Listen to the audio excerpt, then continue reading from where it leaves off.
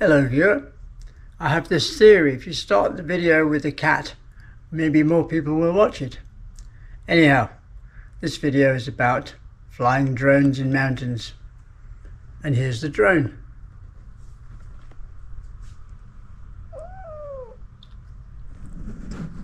And here's the cat, looking a bit more nervous.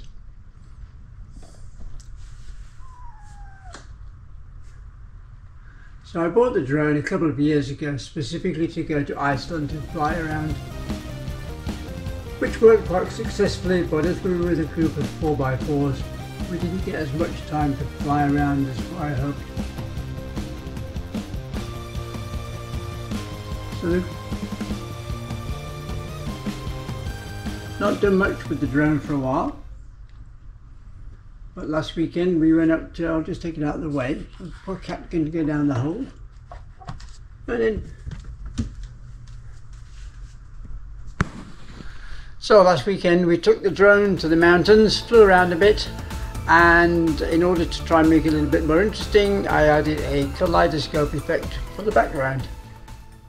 Here we go, hope you enjoyed.